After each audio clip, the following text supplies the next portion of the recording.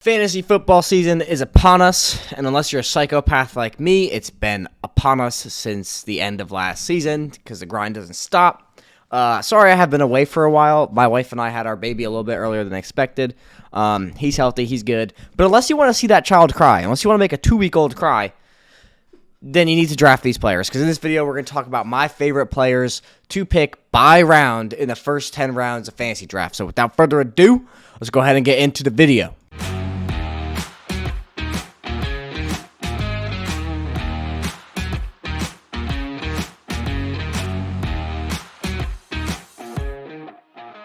So, to start off, I'm going to explain how this is structured in my brain, is we're only looking at the players that are being drafted of an ADP between 12 picks. So, for round 1, it would be picks 1 through 12, right? So, with that being said, the first player I have, I try to do like an RB and a wide receiver for each round, just so we have some diversify that portfolio a little bit, if you know what I'm saying. First player I have is Derrick Henry. I think Derrick Henry, where he's being drafted with his ADP of 8.0, currently the RB4, I think he's the safest bet and probably the biggest bargain at running back in the first round. Just to be to put on some context of why I don't understand Derrick Henry slander, is that Derrick Henry before his injury was on pace for 459 carries. 459 carries. For 2,219 yards and 504 total touches for 2,610 scrimmage yards. That's what Derrick Henry was getting ready to do last season. So I don't want to hear about, Jonathan Taylor 1.0 no matter what. The other thing is the likelihood that a running back goes back-to-back RB1s, I think it's been done. It's definitely been done before, but the likelihood, I think, is 3%. There's a 3% chance Jonathan Taylor goes back-to-back as the RB1 in back-to-back years. That's why I don't really like drafting Jonathan Taylor at the 1.1. If I was used, and if I had the 1.1, I would fleece someone and trade out of there. Derrick Henry, just probably the safest pick, probably the safest one that you could have, because they're going to run him until he's dead. Like, the Titans are a year away from rebuilding this total overhaul on their offense. And, with Malik Willis, assuming that Malik Willis is the QB of the future after Ryan Tannehill is done, those dump-off passes to Henry or whoever the back is, those are going to become scrambles. So this is, Derrick Henry is not in the long-term picture for the Titans, and this is it. This is his final ride as a Titan. In my opinion, they're going to run him until he dies.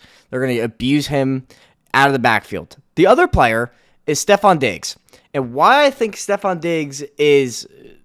Stefon Diggs as my favorite target if you're going to go receiver round 1 is because of the value. We're looking for players who are safe. You need a safe player as your first round pick, because your first round pick is going to be the fly in my face. Your first round pick is going to be the backbone of your team. That should be your best player unless you draft someone who we're going to talk about in a later video, probably coming out on Tuesday, of players that I think are opposite of this video that you should never draft in the first round. And that's with Stefon Diggs, where he's being drafted, you're drafting someone who's a lock for 160 targets. You're drafting someone who has had 160 targets at minimum back-to-back years, and he has chemistry with arguably the best quarterback in football right now. I think Josh Allen is probably a top 2 talent.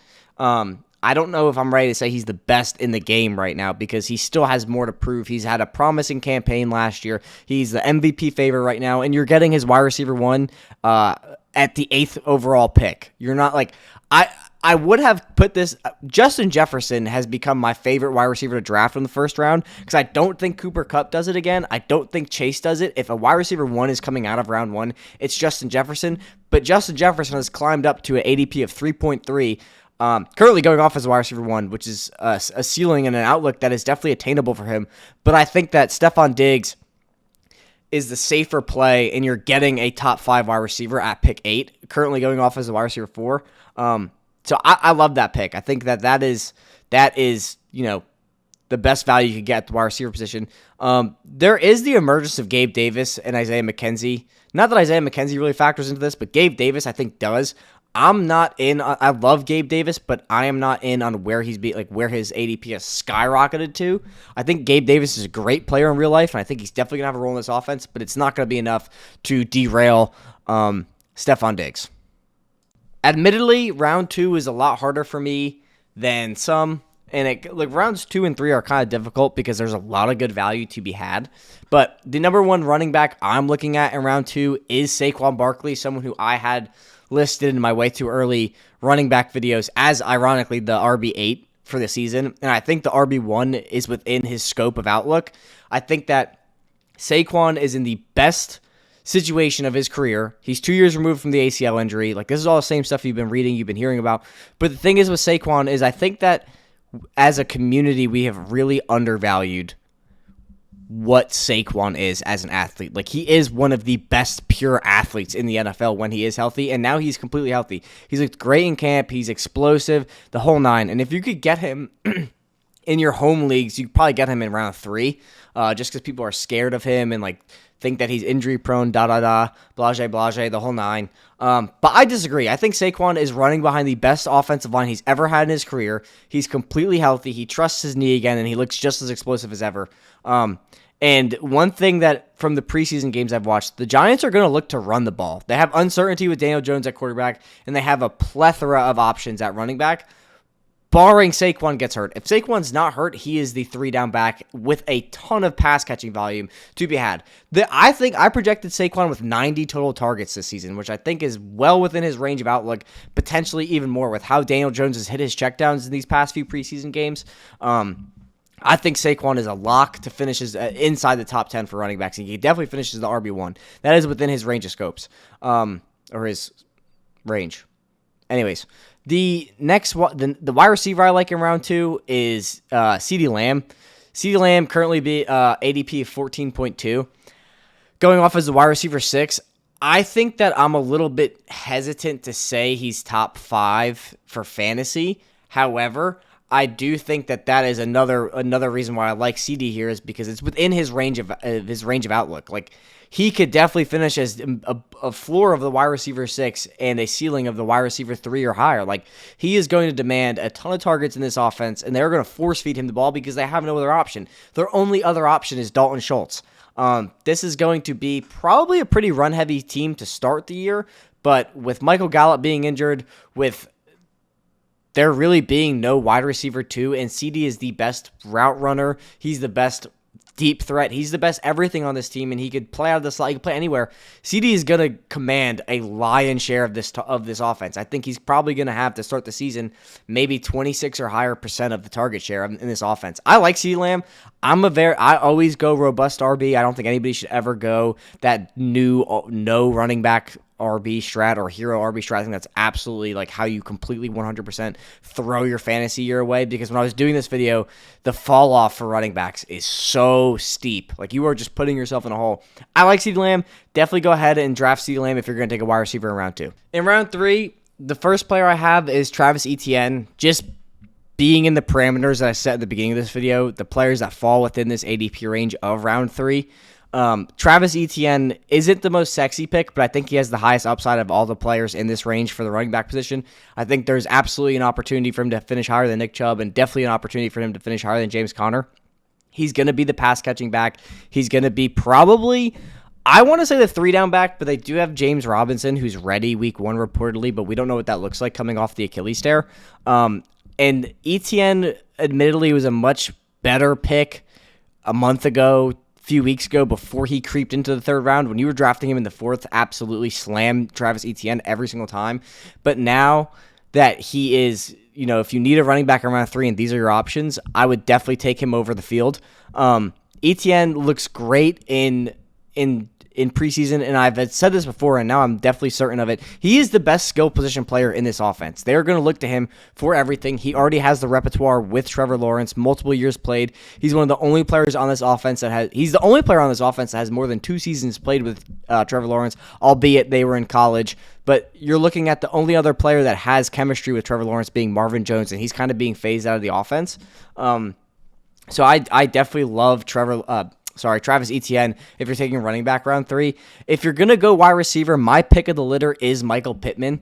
There are some appealing options here, being either one of the Chargers boys and probably T. Higgins and Courtland Sutton are the other 2 options, but I think Michael Pittman is the safest pick, being that you see on the screen that Keenan Allen and Mike Williams are being picked apart because there is that, they both are going to see a large target share in their offense. T. Higgins is sharing the field with Jamar Chase. A.J. Brown is in a run-first offense.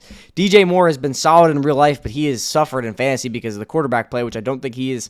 I don't think this year is any different. And Courtland Sutton would be the other option, being that Courtland Sutton could be an elite wide receiver this year. But Michael Pittman, being with Matt Ryan, being the only true alpha wide receiver on this offense, he's been lighting up training camps. Matt Ryan loves him, and Matt Ryan historically has had a history of hyper-targeting his wide receiver ones. He did it with Roddy White. He did it with Julio Jones. He did it briefly with Calvin Ridley, and he's going to do it this year with Michael Pittman. These are my picks for round 3, and I think that you can't go wrong with Travis Etienne or Michael Pittman. In round 4, we got my 2 picks being Breece Hall and Jerry Jeudy.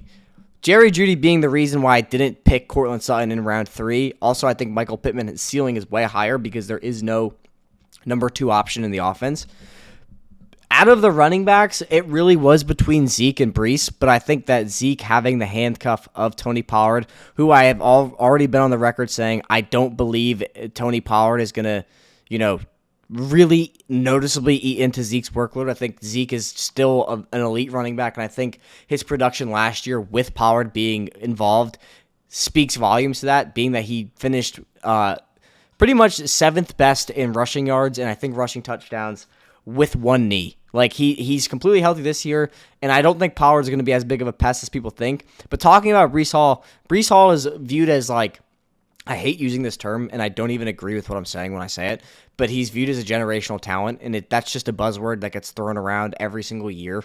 And if we just keep saying people are generational talents, it really diminishes the value of the phrase, and I don't agree that Breece is this generational talent, but I do think Breece Hall is going to be the focal point of this offense, and I don't think Michael Carter is really going to do anything in this offense. He's going to catch pass. He's going to eat into Breece's potential pass-catching volume, but that's it. Like, goal line work, 2-minute drill, 4-minute drill, short to go. Like, it's all Breece Hall, and Breece Hall has that home run hitting capability that Zeke doesn't really have anymore, and I don't know what Cam Akers even is at this point, and he's in a committee with Darrell Henderson. Like, one thing that people say about running backs, getting that role, getting the RB1 role, that 3-down back role, it's all dependent on momentum, and Cam Akers' injury last year, unfortunately, really dead halted his momentum, that any momentum he had in that offense, or becoming the guy in that offense. And now he's splitting with Darrell Henderson. And we really don't know what Cam Akers looks like this year. We don't know if his yards per carry is going to go up. We don't know anything about that. So Breece Hall in round 4 is the safest running back you could take,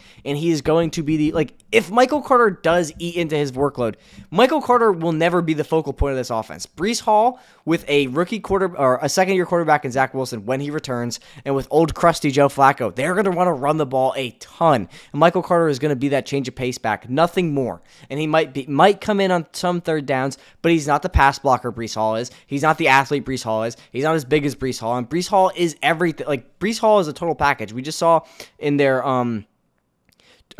training camp, their joint practices, Breece Hall tear one off, going the whole field. Like, Michael Carter can't do that. He won't do that, and he's never going to do that. Breece Hall can. I'm all in on Breece Hall. He's one of my favorite picks this year. Why we're talking about the wide receiver I love in this round is Jerry Jeudy. Admittedly, the alternative to Jerry Jeudy, in my humble opinion, is Allen Robinson, being the offensive situation he's in. Terry McLaurin, I love the talent. I think Terry could be, and it kind of is, in my opinion, a top 5 wide receiver in the NFL, but he doesn't have the quarterback play. I think Carson Wentz is going to completely poop the bed this year. If he couldn't do it with the Colts, who had 8 or 7 Pro Bowlers last year, he's not going to do it with the Commanders. So that's good. That kind of moved me off of Terry. I think Jalen Waddle is going to have a huge step when it comes. His volume is going to decrease, but in terms of efficiency, he's going to take a massive step. But Jerry Jeudy is in an offense with Russell Wilson, and in my opinion, is the wide receiver 1 in this offense. I think he's better than Courtland Sutton. He's definitely a better route runner than Courtland Sutton. I think he's going to demand a ton of targets, and I think he's going to lead the team in yards and catches, where Sutton will probably dominate the red zone. But that's fine, because Jerry Jeudy's good enough where he'll get open in the red zone. Like, my player comp for Jerry Jeudy coming out of college was Devontae Adams. Has he lived up to that? No, but does he have that prolific route running capability? Absolutely. And now that he has a quarterback who could hit him on timing throws, anticipation throws, knows when he's going to be open, has put countless hours with already, Jerry Jeudy is a huge breakout candidate of mine going into 2022. To talk about some of the other players, Like I mentioned before when we talked about Diggs, I don't think Gabe Davis should be drafted this high, because at this point you're either drafting him as a wide receiver 1 or a wide receiver 2, depending on how the first few rounds of your draft went. And I don't really agree that he'll be that this year. I think he's going to be a good year, and maybe next year he's the guy. Maybe he's even the one next year. But this year I still think that they're going to lean heavily on Diggs. I don't trust Marquise Brown. I don't think he's that great of a talent. Like I mentioned with Terry and Jalen Waddle, like Terry's being held back by bad quarterback play, and Jalen Waddle, I think his volume is going to plummet, although efficiency will go up. Allen Robinson is the other receiver that I would consider in round 4. I like him way better in round 5, but he's going to probably eat into Cooper Kupp's red zone targets. That's where I think we're going to see a ton of Allen Robinson, take over. But these are my 2 players for round 4. In round 5, I got Rashod Bateman and Chris Godwin. No quarterbacks, no running backs to be taken within this range. I think J.K. Dobbins is an absolute must avoid. We'll talk about him in the next video, spoiler alert. And I like Mahomes at 4, but I would rather wait because there are quarterbacks that have higher upside than Mahomes that you could get later.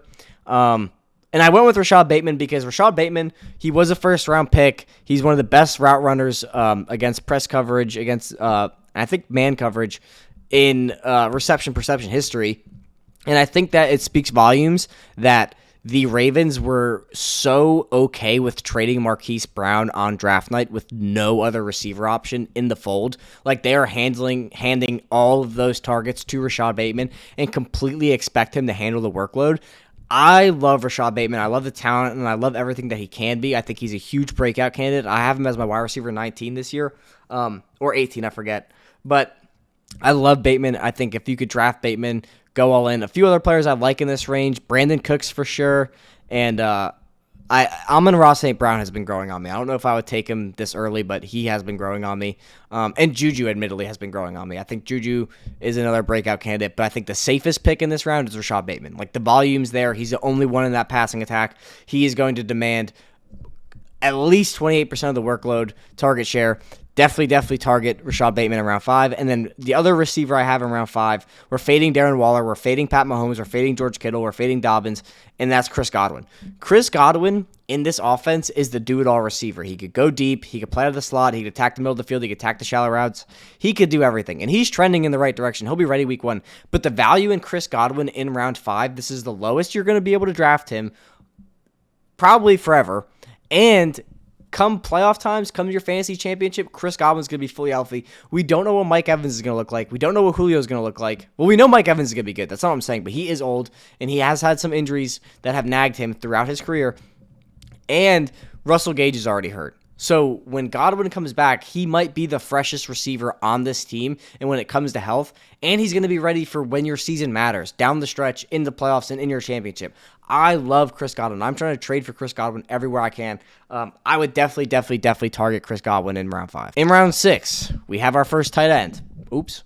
But more importantly, I love A.J. Dillon. In round 6, there is so much value. It actually was really hard for me to pick one player, and I think A.J. Dillon, albeit I love A.J. Dillon and think he's going to finish inside the top 15 for running backs this year or very close to it, there is so much value. Darnell Mooney is a huge value. Kyler Murray, Jalen Hurts, huge values. Trey Lance, huge value. Brandon Ayuk, massive value. But I went with Dillon because this is an offense where their best players are the running backs. It's Aaron Jones and A.J. Dillon, and that's how they're going to run this offense. A.J. Dillon could probably see up to 250 carries this year, and you're getting him in round 6. Like, if you are bold enough, and I want to say dumb enough to do the zero RB strategy, A.J. Dillon should be the first running back you take if you haven't taken one yet, because A.J. Dillon, like I said, has top 15 potential, and if Aaron Jones gets hurt, he has top 5 potential on a week-to-week basis. A.J. Dillon, sky's the limit for him. And the other player is Dalton Schultz. I think, like we mentioned with CeeDee Lamb, Dalton Schultz is going to demand the second most volume in this passing attack. They're not going to rely on Jalen Tolbert. They're not going to rely on Michael Gallup, who's coming off an ACL tear. Dalton Schultz has showed out every single year. He's broken out every single year. He finishes the tight end 3 last year, and you're getting him as a tight end 6 in round 6, where I think he's definitely a candidate to outperform Kyle Pitts and George Kittle, and I want to say Darren Waller, but I do like Darren Waller a lot, and I think he's going to have a massive role in that Raiders passing attack. But Dalton Schultz, you're getting him at a bargain value. He's easily a top 6 tight end where you're drafting him. at the lowest, and you could get in his ceiling, like his floor is tight end 6. I don't even I haven't put out my tight end rankings yet, which I will do probably this week, but I think Dalton Schultz, man, he is easily better than tight end 6. I can see him finishing as the tight end 3 again this year, maybe even a tight end 2 or tight end 1, depending on how the year shakes out. But I love Dalton Schultz, and you being able to get him in round 6 as the tight end 6, where his floor is, absolute value, absolute must steal in this draft. In round 7, round 7 was kind of weird, because there's a lot of crap you have to sift through, and there's 3 players that I really, really like, and we're going to talk about them, or as in 2 players excluding these 2. But the first is Joe Burrow. This is where I would take a quarterback. In round 7, you have your RBs, you have good receivers, you might not have a tight end yet, unless you took Schultz, but to take Joe Burrow here to be your QB1, drafted as the QB8, where he could definitely outperform his ADP, and I think his floor is QB8, being that he's a year removed from the ACL tear. And let's not forget, this is one of the most important things about Joe Burrow. If you go back to the Clemson game, I think it was Clemson or Alabama. I forgot exactly who they played. The thing that stood out to me the most about Joe Burrow in that game was his ability to beat them with his legs. We haven't seen him do that in the NFL yet, being he got hurt year 1. He just went to the Super Bowl coming off an ACL tear. Now he's going to be completely unleashed. Let's not forget the rushing upside that Joe Burrow has in this offense. And he's surrounded by the best weapons in football, being T. Higgins and Jamar Chase and Joe Mixon and Tyler Boyd. He has everything to pass, to run, to do everything. And his line is so much better this year. Joe Burrow might throw over 40 touchdowns this year. I think Joe Burrow, if you're getting him at QB8 in round 7, absolute steal. It kind of reminds me of what Josh Allen was taken in round 7. I don't think he'll be Josh Allen and do what Josh Allen does, because Josh Allen's a freak, but he's definitely a floor play of QB8. The second player who I think is going to have a massive breakout year, if he stays healthy, is Kadarius Toney. This is probably the most boom or bust player on this list, but I heavily lean boom, being that what he could do with the ball in his hands, and I think Daniel Jones is competent enough to get him the ball, and I think Dayball and Mike Kafka are good enough to scheme him the ball. I love Kadarius Toney, huge breakout candidate for me. I did a video breakdown of why you should draft Kadarius Toney in my must draft players video. But the 2 players, if you're scared of Kadarius Toney, the 2 other players I would consider in this round are Drake London, who already is dealing with a knee injury, but Drake London I think could be an elite wide receiver this year. I have him, I think, finishing as the wide receiver 14, where I had him ranked. I think he's going to demand all the targets in the world. It's going to be split between him and Kyle Pitts in that offense, and they really don't have a rushing attack. So Drake London, big body receiver, hard to tackle, could do everything. Great contested catch player. And then the other player is Hunter Renfrow. I think with Josh McDaniels there, he is someone who loves to target his slot receiver. And with Hunter Renfrow there being arguably a top 5 slot wide receiver in the NFL, I think Hunter Renfrow is going to command a massive volume of targets, even with Devontae Adams there. And especially where Hunter Renfrow is really going to shine is in the red zone on the goal line.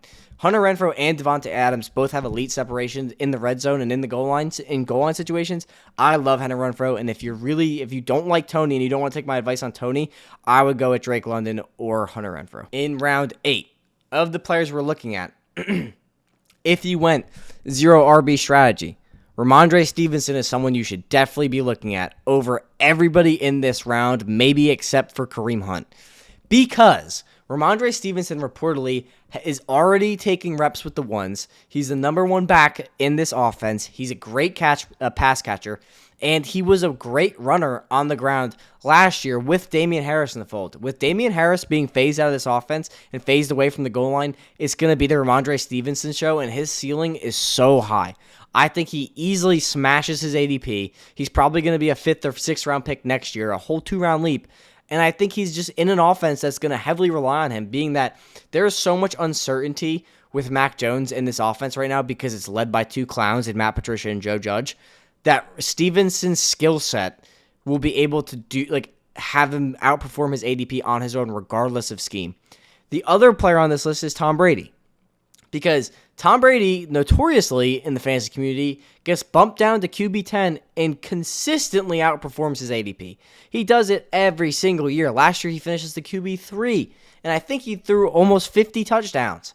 Like, if you're this is obviously for redrafts, take Tom Brady. If you haven't taken a quarterback yet, and you're between Dak Prescott and Tom Brady, take Tom Brady. He's in a much safer situation. He's already outperformed his ADP year after year. He's the GOAT. Just take Tom Brady. Dak Prescott's in a situation where, like, if you want to take Dak Prescott, you can, but he is now, the offense is completely reliant on his shoulders.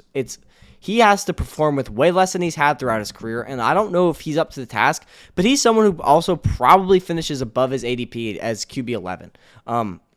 So why I lean Tom Brady is because he'll definitely outperform his ADP. Dak probably will, but Tom Brady is definitely the safer pick if you need a QB in round 8. And in round 9, someone who I have been slamming the table saying draft this kid all year. I think I have Damien Pierce in every single one of my fantasy leagues except for 2. And this is a kid who I have just loved watching in rookie drafts. People take James Cook and Kenneth Walker over, where Damien Pierce just falls to you in the beginning, in the middle of round 2. Now he's at the back end of the first, and if you're drafting now in rookie drafts, he's probably a middle of the first round pick. Like, he is dynamite. I love this kid at college. There's a reason why Florida's coach just got fired. Like, Damien Pierce could not have been more efficient and more productive on the carries and opportunities he was given if it was even possible. In the SEC, he had 574 yards on 100 carries. So he averaged 5.7 yards per carry.